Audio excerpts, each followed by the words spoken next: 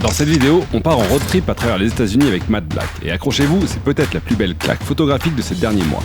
À la fin de la vidéo, on va décortiquer ce carnet de voyage et vous saurez pourquoi le titre en a été changé en cours de route. Bonne année à tous et bienvenue dans ce nouvel épisode de Photoculte. Rapidos le refrain, on s'abonne, on like et on active le pour être informé de l'actu de la chaîne. Ce livre a bousculé la programmation, dont j'étais impatient de vous le présenter, alors c'est parti. Matt Black est né en 1970 en Californie, dans une zone rurale et agricole au cœur de l'État. Il habite toujours sur place pour être proche de sa famille, respecter son propos photographique et conserver son identité. Il a commencé la photographie dans le journal de sa ville natale. Son travail s'est rapidement concentré sur les inégalités sociales et leur lien avec le sol. Il est membre de l'agence Magnum. Si, vous vérifierez, le nom vient bien de ce délicieux breuvage. Son travail est régulièrement publié dans Times Magazine et de nombreux autres journaux. Il a été honoré à plusieurs reprises pour son travail de photojournalisme. Que reste-t-il du rêve américain ? C'est la question de départ de ce livre American Geography.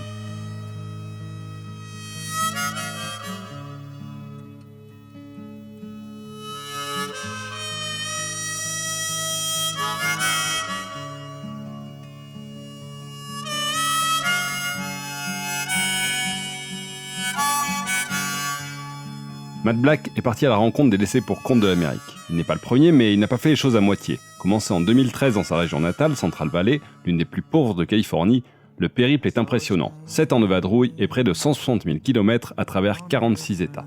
Il effectuera en tout 5 voyages, partant à la rencontre d'une centaine de communautés, dont le seul point commun est de vivre dans la précarité.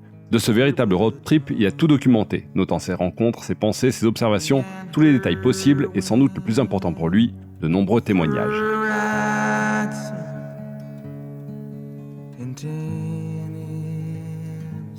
People down from the town of Lincoln, Nebraska, with a sawed-off 410 on my lap, through the badlands of Wyoming. I killed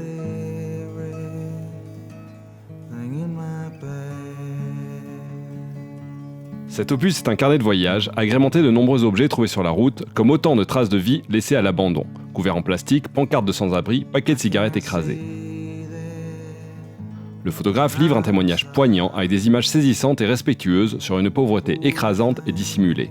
Plutôt que d'adhérer au mythe dominant des États-Unis, en tant que pays aux opportunités illimitées, où presque tout le monde peut se tirer d'affaire, Matt Black considère qu'une énorme partie de sa population est limitée et frustrée par un manque de services sociaux adéquats, à tel point que selon lui, votre avenir est déterminé en grande partie par l'endroit où vous êtes né.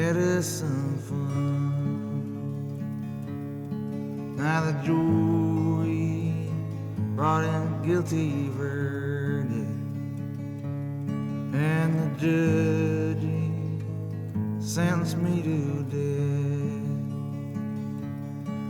Midnight in prison storeroom, with leather straps across my chest.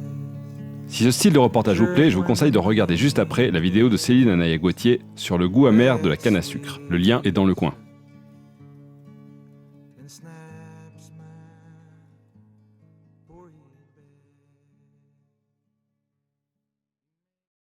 Ce projet a été constitué en regroupant diverses manières de travailler, photographie, notes, ressentis personnels et témoignages. Alors comment s'y prendre avec tous ces éléments différents pour créer un ensemble cohérent et nous embarquer dès la première page dans son monde et nous tenir en haleine jusqu'au bout ? C'est ce que nous allons voir tout de suite. Le livre est divisé en 4 parties selon les zones géographiques, sud-ouest, sud-est, puis le nord, est et ouest.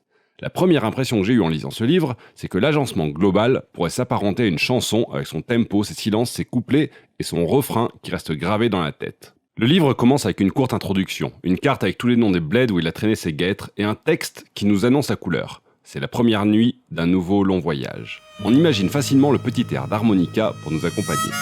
Chaque partie du livre est constituée de la même façon, avec quand même quelques variations. Il y a d'abord un couplet, puis un pont et enfin un refrain. Le corpus du livre, le couplet, est constitué de photos carrées, issues de marches dans les rues, de rencontres dans les villes et les villages, comme on peut le voir sur ces quelques images. On note au passage la qualité des cadrages et des compositions.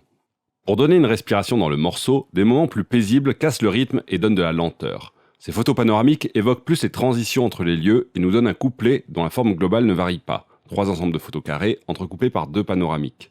Mais le nombre de photos carrées n'est jamais le même au sein d'un même chapitre. 8, 6, 3 pour le premier, 3, 5, 10 pour le deuxième, 10, 6, 1 pour le troisième et 4, 11, 1 pour le dernier. On voit donc qu'il peut aller de 11 photographies à une seule. Cela donne un rythme changeant en évitant d'être trop prévisible et permet également de regrouper ou de mettre en valeur certaines images. Ensuite, nous avons une sorte de pont musical. On change de tonalité pour marquer une légère rupture avec 2 photographies d'objets, un peu hors contexte, qui ont pour fonction d'introduire la suite. Cette partie fait le lien entre le couplet et le refrain. Et enfin donc le refrain qui revient dans chacune des parties, toujours composé de la même manière avec une alternance texte, l'image d'un objet puis la collection correspondante et le retour d'un texte. On se rend bien compte que le cœur de ce livre, le refrain, est constitué de textes, sont les témoignages des personnes rencontrées. De par la position de ces textes au milieu du refrain, Matt Black met en valeur l'humain et les histoires qu'il a pu entendre.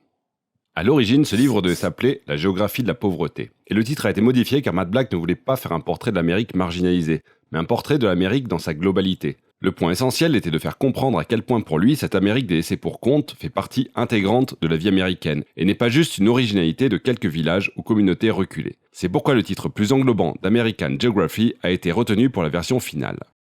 Pendant que je me plongeais dans le livre pour préparer cet épisode, j'avais dans la tête une chanson qui tournait, Nebraska de Bruce Springsteen. C'est celle que j'ai choisie pour accompagner la première partie. Du coup, je suis curieux de savoir pour vous quelle aurait été votre meilleure musique ou chanson pour illustrer le livre. Donnez-moi vos réponses et vos impressions en commentaire, abonnez-vous pour ne rien rater la suite, et surtout, partagez avec les photos autour de vous. À bientôt!